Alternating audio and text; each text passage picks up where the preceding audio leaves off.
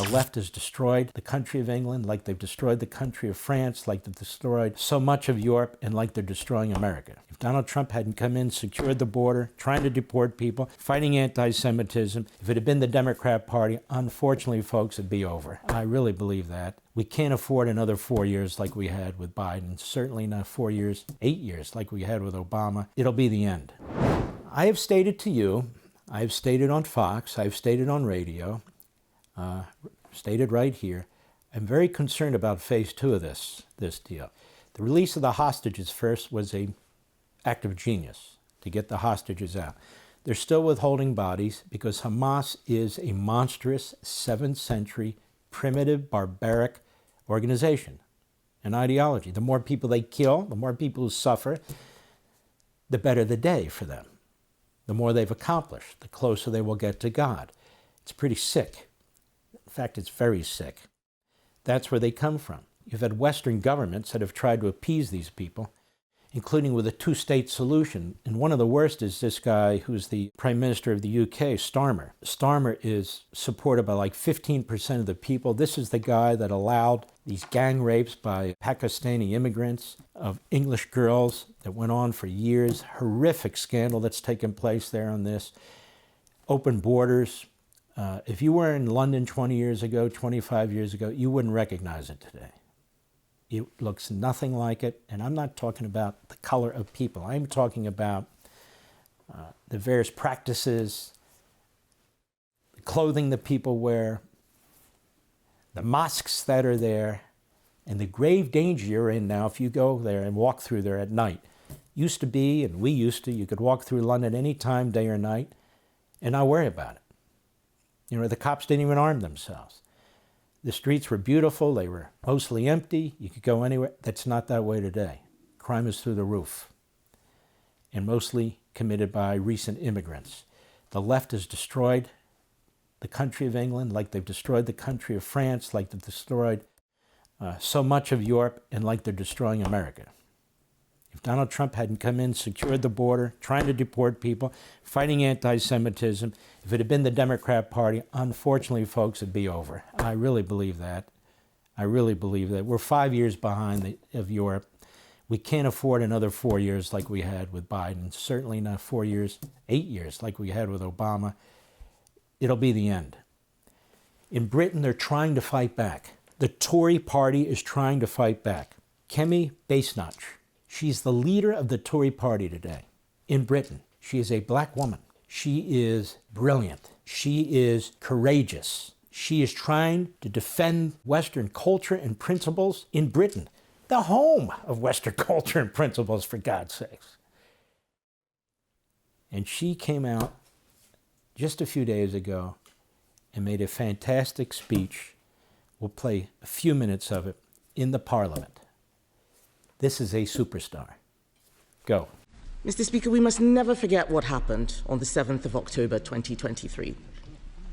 The abduction of men, women, and children was a calculated cruelty to break body, mind, and soul after inflicting the mindless horror of rape and murder.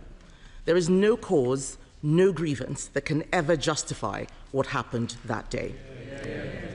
I, for one, will never forget.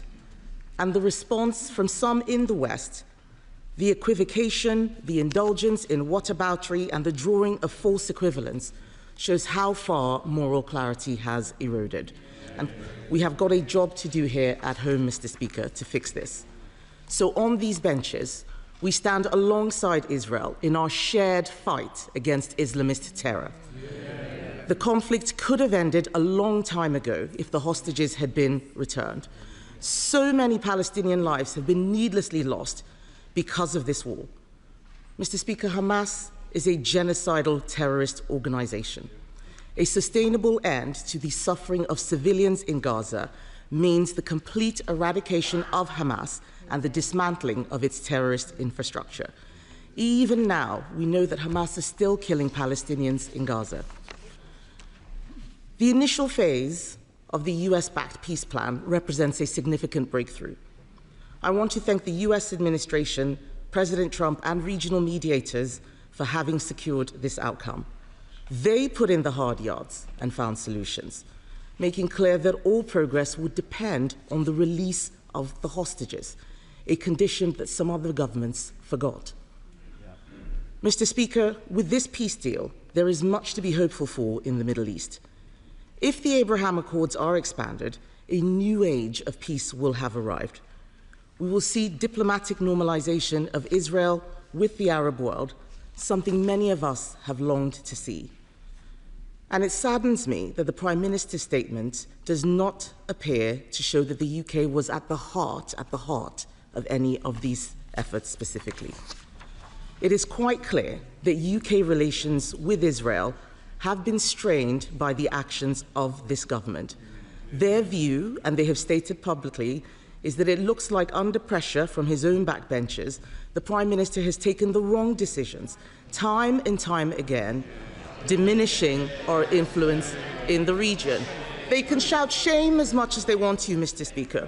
Within weeks of Labour coming into power, they decided to restore funding to UNRWA. We haven't forgotten. An organisation, they say yes, that's an organisation whose members assisted in the kidnapping of these hostages, the release which we are celebrating today. Relations with Israel have been so damaged that when Israel launched strikes against Iran, a country that has been a direct threat to us for years, the UK was out of the loop. They may not like it, but it is the truth. And then, in a move praised by Hamas, Labour decided to recognise a state of Palestine with no condition to release the hostages still held in the tunnels of Gaza, rewarding terrorism. She is fantastic. She's been giving great commentary and speeches like this. She's the opposition party. I hope she becomes Prime Minister. She's Thatcher-like. She very much is. And just fantastic. And of course, breaks the left-wing stereotype, right? A black woman. Fantastic. I can't wait. For all this and much more, sign up for Levin TV.